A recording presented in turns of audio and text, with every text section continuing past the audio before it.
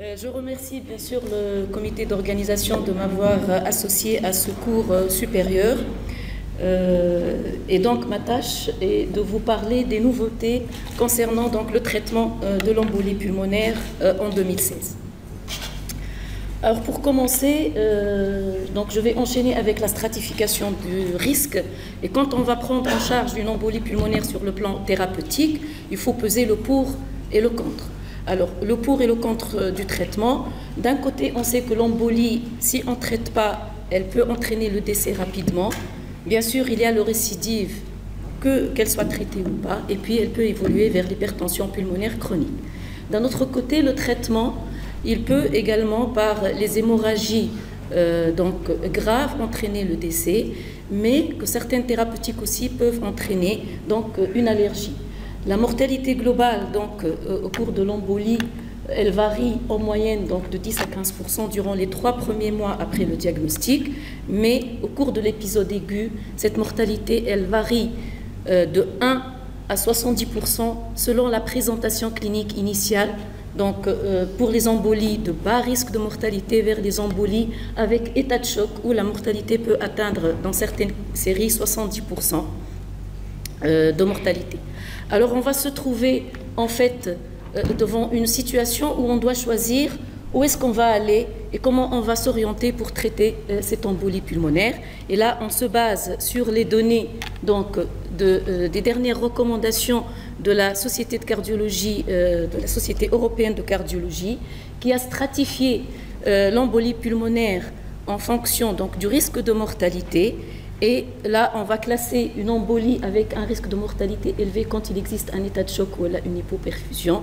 Et quand il n'y a pas d'état de choc, on va se baser sur ce fameux score PESI qui va nous permettre d'additionner plusieurs items, plusieurs points. Et là, au cours de la dernière conférence de consensus de la Société de cardiologie, ce score a été simplifié pour arriver à l'existence de signes ou de critères de gravité ou en l'absence, si vous avez 0 point ou supérieur ou égal à 1 point. Et là, on va classer l'embolie pulmonaire en risque intermédiaire. Et le risque intermédiaire, là, il va falloir évaluer la fonction ventriculaire droite par l'écho cardiaque. Et en fonction de l'existence ou non d'une dysfonction cardiaque avec des anomalies biologiques par le dosage des troponines ou des NT-proBNP, on va classer l'embolie pulmonaire en risque intermédiaire haut.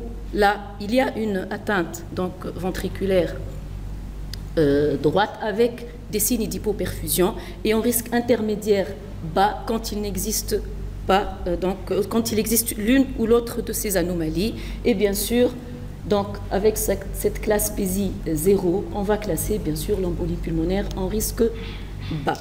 On va se baser sur cet algorithme pour indiquer le traitement et la prise en charge de l'embolie pulmonaire, en commençant avec l'embolie avec instabilité hémodynamique qui va entraîner le malade dans un tourbillon qui va aboutir à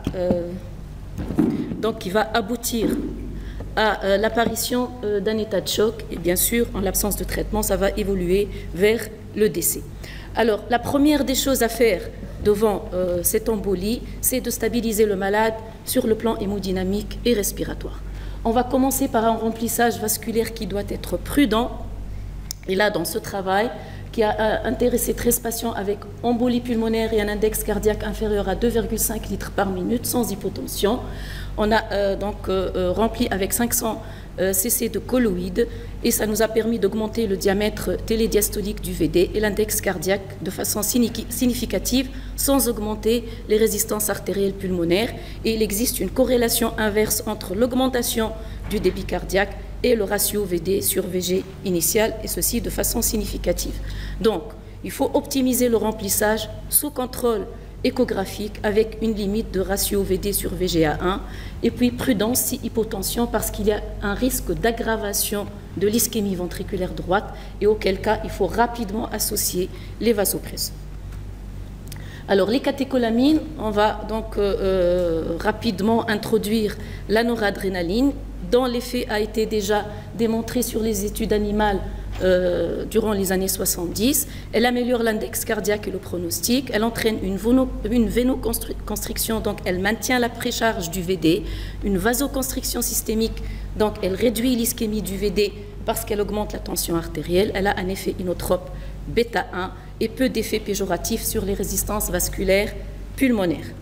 Alors, l'adobu, on va l'utiliser avec prudence. Il y a 2 études non comparatives qui ont démontré l'efficacité sur l'index cardiaque et le DO2. Il y a parfois un effet hypoxémion par altération des rapports VAQ. Il y a une action vasodilatatrice et c'est pour ça que son utilisation elle est réservée quand il y a une tension artérielle concernée.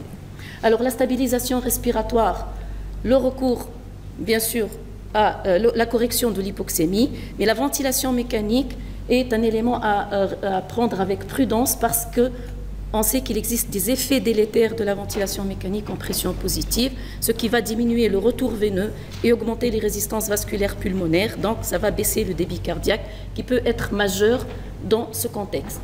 Et puis, le tonus sympathique, il est entravé par la sédation et tout le monde sait que ce tonus sympathique est important en cas d'atteinte avec une altération hémodynamique.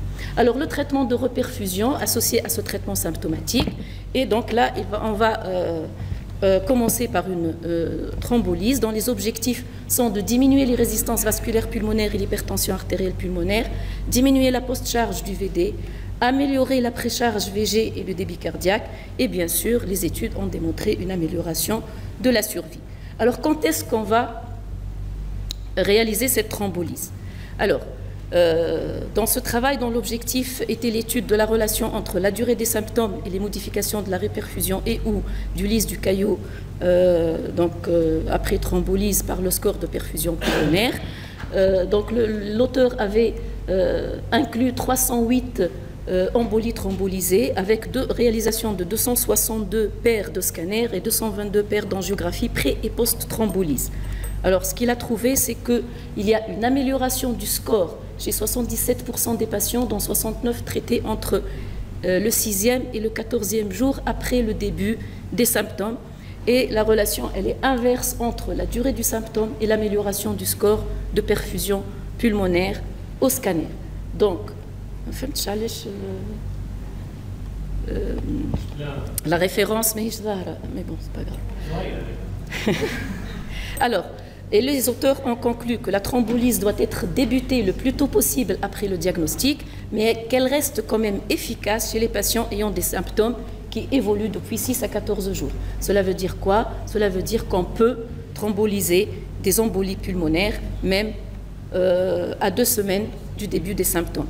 Et c'est pour ça que l'ESC 2014, elle indique qu'il faut débuter, réaliser la thrombolyse dans les 48 heures du symptôme, mais que cette thrombolyse, elle peut être efficace jusqu'à 14 jours. Bien sûr, avant de débuter le traitement thrombolytique, donc en attendant de préparer le malade, etc., il faut commencer par mettre de l'héparine non fractionnée par voie intraveineuse. Sachant que pour les molécules, on peut associer l'héparine non fractionnée avec, donc on n'est pas obligé d'arrêter l'héparine quand on va thrombolyser avec du RTPA. Par contre, si on va thrombolyser par la streptokinase, il faut arrêter l'héparine.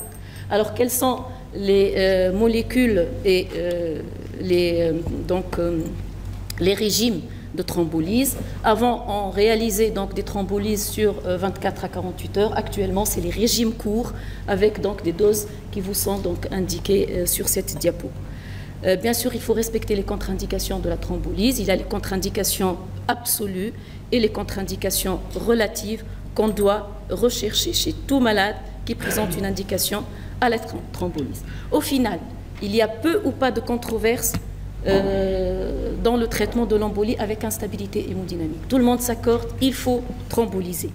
Et ceci a été démontré par cette méta-analyse qui avait inclus 11 essais randomisés contrôlée et qui avait donc permis de montrer que, bien sûr, la thrombolyse, donc cette méta-analyse est en faveur de la thrombolyse au cours de l'embolie pulmonaire. Et c'est pour ça donc, que les recommandations de l'ESC 2014, c'est de commencer par l'héparine, et puis donc le traitement thrombolytique est indiqué. Quand le traitement thrombolytique est contre-indiqué, on va réaliser une embolectomie chirurgicale, et au mieux, si on le peut, ça sera l'embolectomie percutanée. Alors, mais cette embolectomie percutanée doit être réalisée par une équipe expérimentée. Ce n'est pas n'importe qui va faire donc, cette embolectomie percutanée. Alors techniquement, on va faire une aspiration, une fragmentation ou une pulvérisation.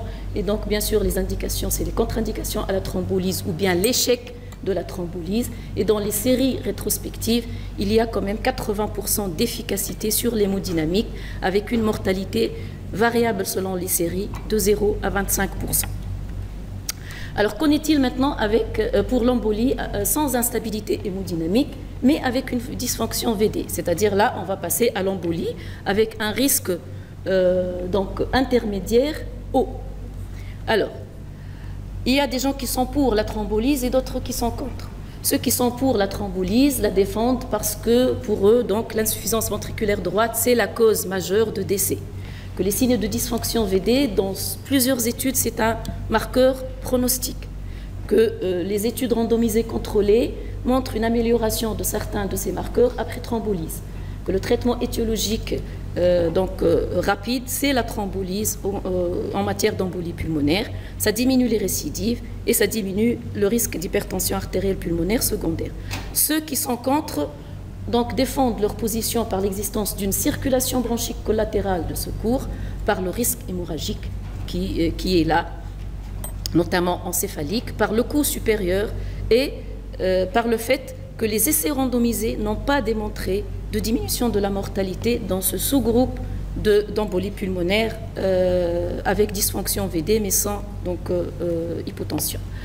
Et déjà, donc c'est à partir des années 2002 qu'une équipe grecque avait réalisé une étude donc randomisée, altéplase plus héparine versus héparine plus placebo. Donc les deux groupes étaient comparables et là, ils ont démontré donc que le recours aux catécholamines était moindre dans le groupe thrombolysé et que le recours à une thrombolyse secondaire était aussi donc de façon significative moindre dans le groupe thrombolysé. Et une survie à 30 jours qui était meilleure dans le groupe thrombolysé. Alors cette donnée a été confirmée récemment par ce travail qui avait démontré donc qui était en fait en faveur de la thrombolyse, mais c'est surtout pour les sujets qui étaient inférieurs ou égal à 75 ans, avec un risque donc hémorragique qui était plus important bien sûr en cas de thrombolyse, mais qui était moindre quand les sujets étaient âgés de moins de 75 ans. Et finalement, dans cette méta-analyse qui avait concerné ce type d'embolie pulmonaire et qui avait inclus 11 études randomisées contrôlées, elle avait démontré une mortalité qui était moindre dans le groupe thrombolysé, mais sans atteindre le taux de significativité. Par contre, la récidive de l'embolie, elle était significativement moins fréquente dans le groupe thrombolysé. Le risque hémorragique, bien sûr, il était nettement supérieur dans le groupe thrombolysé, surtout quand il s'agit de la ténectéplase par rapport à l'RTPA. Donc, il vaut mieux utiliser l'RTPA plutôt que la métalyse. Alors, pour l'embolie, donc, la question, elle reste ouverte jusqu'en 2016. La question de la thrombolyse, de l'embolie pulmonaire à risque intermédiaire haut, elle est encore, n'est pas encore tranchée. Pour l'embolie pulmonaire à risque intermédiaire bas, donc, on va commencer, bien sûr, l'héparine, et en parallèle, donc, on va commencer le traitement par les antivitamines K. Alors, on peut utiliser soit l'héparine non fractionnée, je n'ai pas ici, donc on n'a pas besoin de vous rappeler les doses. Par contre, je vous rapporte ici les types d'HBPM que vous pouvez utiliser, soit en dose unique, soit en dose 2 fois par jour. Pour la surveillance, donc pour les HBPM, on peut faire le dosage de l'activité anti-10A 4 heures après l'injection. Elle doit être entre 0,6 et 1 pour les doubles injections et entre 1 et 2 pour les injections uniques. Pour l'héparine non fractionnée, c'est le dosage du TCA et pour les antivitamines K, c'est le dosage du TP-INR. Finalement, pour l'embolie pulmonaire avec un risque bas de mortalité, on peut se permettre de traiter les malades en ambulatoire. Donc, on va indiquer un traitement par les héparines de bas poids moléculaire en ambulatoire. Malheureusement, en Tunisie, actuellement, on ne peut pas se permettre de faire ça pour tout le monde, vu nos conditions. Mais à chaque fois que vous avez la possibilité de le faire, n'hésitez pas, surtout avec les malades qui ont un QI assez élevé. Alors, la durée de l'anticoagulation. La durée de l'anticoagulation, c'est plutôt 3 mois que 6 mois pour les embolies avec un facteur de risque transitoire, donc réversible. Pour les autres facteurs, donc il faut discuter au cas par cas la durée du traitement anticoagulant. Alors un mot sur les nouveaux anticoagulants. Et vous avez donc une liste, le Rivaxoban, Xarelto, donc l'Elkis, le Pradaxa. Et donc leur mécanisme d'action, c'est l'inhibition de l'activité donc de l'activité 10A et de l'activité thrombine.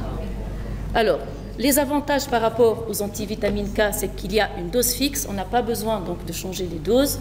C'est une anticoagulation qui est habituellement stable, il n'y a pas de contrôle. Et il y a surtout moins de risques d'hémorragie cérébrale. Alors ça, c'est les gens qui défendent bien sûr les antivitamines K. Alors plusieurs essais cliniques actuellement sont disponibles, mais il y a d'autres qui sont en cours. Et ces essais cliniques, donc ils disent que les traitements par les nouveaux par les nouveaux anticoagulants ne sont pas inférieurs aux antivitamines K. Par contre, ils peuvent être, donc ils ont moins d'effets secondaires, mais que les indiquer de façon systématique, il faut donc d'autres études plus larges. Alors que disent les recommandations pour ces nouveaux anticoagulants? Donc ils peuvent être considérés comme une alternative aux antivitamines K et il faut évaluer donc le risque, la balance donc bénéfice-risque chez les patients. Alors l'aspirine, actuellement, donc de plus en plus on en parle, surtout pour les embolies à risque donc de mortalité bas, et surtout pour les patients qui refusent donc le traitement par les antivitamines K. Plusieurs études sont actuellement donc en cours. Alors le filtre cave, il est considéré chez les patients qui ont une contre-indication absolue à une anticoagulation, quel que soit son type, thrombolyse ou héparine ou antivitamine K. Ils doivent être considérés en cas de récidive d'embolie pulmonaire et chez les patients, la pose systématique de filtre cave n'est pas recommandée. Alors, la femme enceinte, chaque fois que vous avez une suspicion, l'héparine non fractionnée, les HBPM aussi, mais un mot sur la thrombolyse. Il faut savoir qu'il n'y a pas de passage placentaire des agents thrombolytiques, donc on peut faire une thrombolyse chez une femme enceinte. Le risque, c'est donc pour la femme, les saignements. Et là, dans un travail qui avait inclus 172 cas de thrombolyse pendant la grossesse, entre 14 et 34 semaines, dont 8 pour embolie avec instabilité hémodynamique. Les complications hémorragiques maternelles étaient de l'ordre de 8% et les pertes fétales étaient de l'ordre de 6%, avec 1% de décès maternels. Il y a eu donc 12 CEC pour embolectomie avec 5 morts fétales et 0 décès maternel. Et donc là, l'indication de la thrombolyse, il faut bien sûr le rescue de la femme avant l'enfant. Alors pour la néoplasie, Bien sûr, l'incidence de l'embolie chez les patients ayant une néoplasie est multipliée par 4 par rapport à la population générale, multipliée par 6 s'il y a donc une chimiothérapie associée, et l'embolie est un facteur indépendant de surmortalité qui multiplie donc la mortalité par 3 au cours de l'évolution d'une néoplasie. 10% des patients chez qui le diagnostic d'embolie sans facteur de risque identifié a été retenu développent secondairement, où on a mis chez eux en évidence donc l'existence d'un cancer dans les 5 à 10 ans qui suivent l'accident thromboembolique. Alors, le traitement, c'est les héparines de bas poids moléculaire pendant 3 mois. Donc il ne faut pas introduire les antivitamines K, l'anticoagulation orale de façon précoce. Il faut maintenir les HBPM pendant au moins 3 mois, sinon 6 mois. Alors, en conclusion, le traitement de l'embolie repose en particulier sur la gravité du tableau clinique. La fibrinolyse est le traitement de choix de l'embolie à haut risque de mortalité. L'embolie avec risque intermédiaire haut, le choix de la fibrinolyse est à discuter au cas par cas, et la place des nouveaux anticoagulants oraux reste à valider. Et là, donc, pour terminer, comment donc on va s'orienter? Bien sûr, en fonction de l'examen clinique, l'existence ou non d'un état de choc, il faut réaliser une écho cardiaque et doser les biomarqueurs de l'ischémie myocardique. Et en fonction de l'existence ou non d'une dysfonction ventriculaire droite et de l'ischémie du VD, on va donc classer l'embolie en embolie donc à risque élevé s'il existe un état de choc, et là il faut réaliser une thrombolyse et le malade doit être hospitalisé en réanimation. Pour le risque intermédiaire, ou donc c'est HNF ou fibrinolyse au cas par cas, et le malade doit être bien sûr en unité de soins intensifs. Pour l'intermédiaire bas, c'est les HBPM ou le Fentaparinux ou les nouveaux anticoagulants. Les malades doivent être hospitalisés en médecine ou en unité d'hospitalisation de courte durée. Et pour les embolies à faible risque de mortalité, c'est un traitement ambulatoire qu'on peut indiquer chez ces patients. Et je vous remercie.